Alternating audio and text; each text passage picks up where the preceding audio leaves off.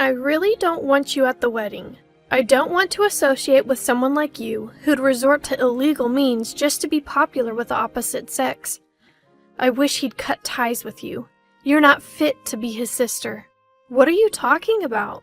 Before I could respond, the call ended. That was when Jackson was getting married. My name is Sophia. I have a father, a mother, and a younger brother named Jackson, 3 years my junior. Both Jackson and I chose colleges close to home to save money, so we lived with our parents. I went to a less prestigious college, while Jackson went to a top-ranked one. We continued to live at home even after graduation, choosing jobs nearby. But now, I'm unemployed. My recent company laid off about 100 employees, and I was one of them. I was in a good position in the company, so I never saw it coming. It's been about 2 months since I lost my job, but I have some savings. I'm taking my time looking for another job. Jackson, on the other hand, recently got engaged to his girlfriend and is living a charmed life. He's doing well. He earns a good salary, and he even gives money for rent and food to our mom. Mom once tried to refuse his money, saying, "You don't have to," but Jackson insisted. "Think of it as paying back for all you've done for me." He's such a good brother. We used to fight a lot when we were kids, but since middle school, he's been bigger and stronger, so we stopped fighting. In fact, he even looked up to me when I helped him with his studies. Well, now he's surpassed me in knowledge. As for Dad, he and Mom have been running a dessert shop for a long time. It doesn't make much, but Dad used to work for a big company, so they have a good amount of savings. "Seeing our customers smile is what keeps me going," he says, working enthusiastically at the shop every day. One day, as the 4 of us were having dinner, Jackson said, "I'm thinking of getting married." The 3 of us stopped eating, and Mom was the first to speak. "Oh my, that's wonderful news!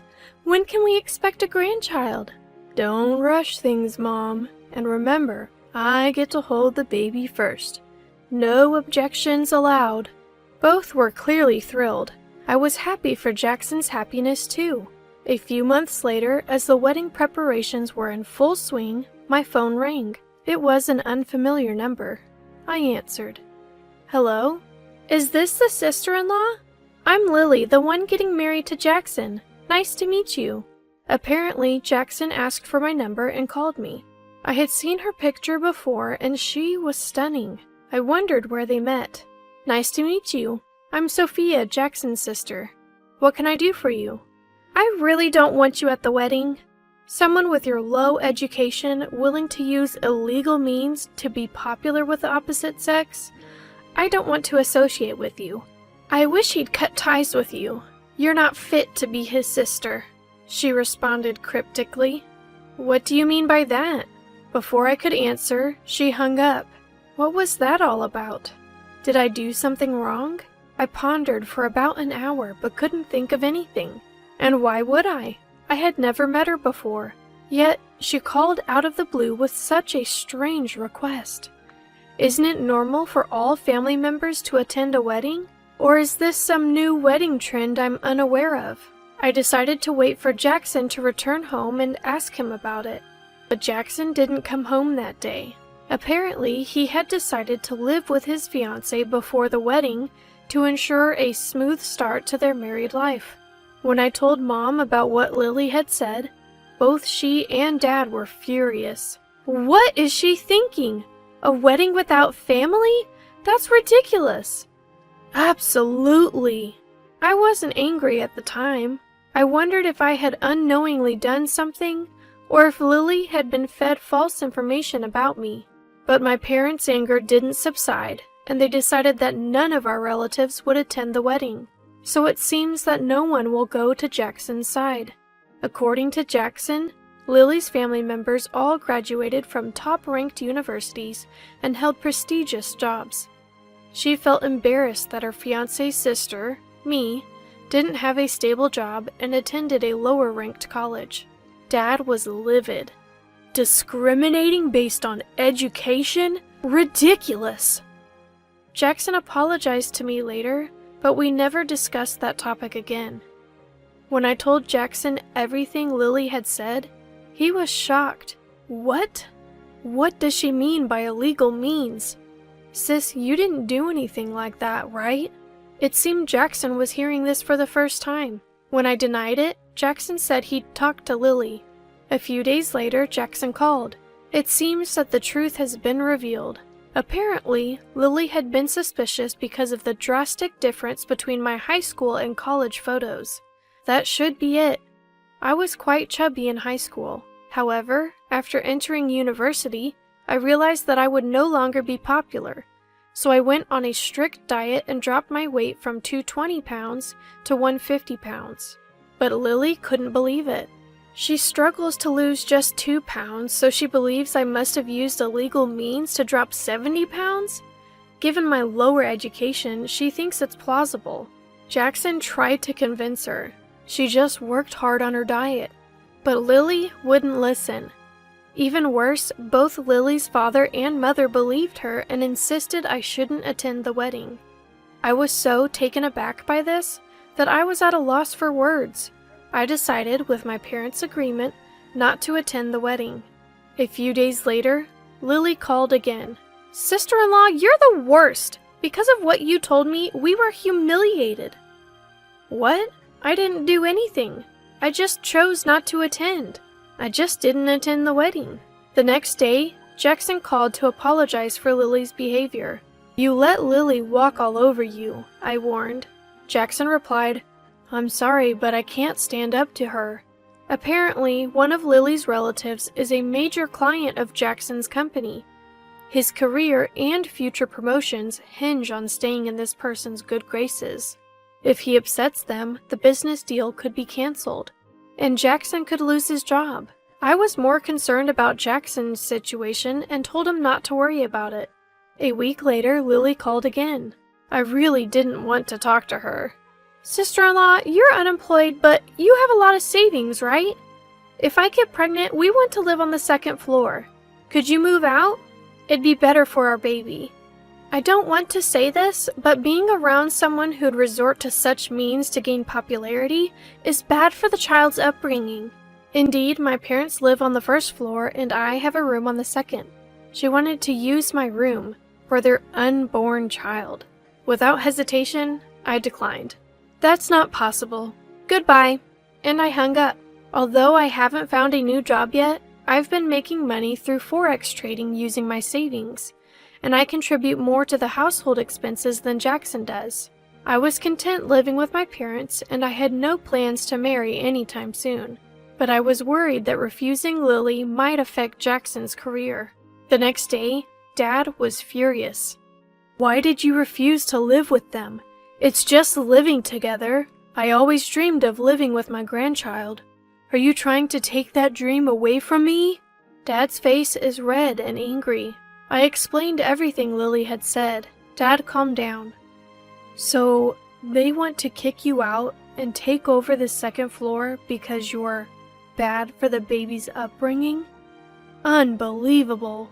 But if things continued this way, Jackson would always be under Lily's thumb. That's why Lily always calls me directly, not my mom." I told Mom, "I'll move out. It should solve everything. Besides, they won't live here forever." Jackson always talked about living in a beautiful, spacious house. Dad was silent for a while, but then said, "All right," and hung up. A few days later, I moved out to live on my own. Soon after, Jackson and Lily moved into my parents' house. Lily began preparing 2 rooms, one for their baby and another as their bedroom. Half a year passed. Mom called me. Since they moved in, they haven't paid any living expenses or rent. But I can't believe Jackson would do that. I think Lily might be stopping him. Why do you think that? Well, Lily doesn't cook at all, uses the bathroom whenever she wants, and keeps the heater on all winter. The electric bill is sky high. She keeps saying she's about to give birth, but her belly isn't getting any bigger. Apparently, Mom was doing all the housework, including cooking. The next day, I called Jackson. "Jackson, how's living with Mom?" "It's fine. Lily seems to be getting along with Mom.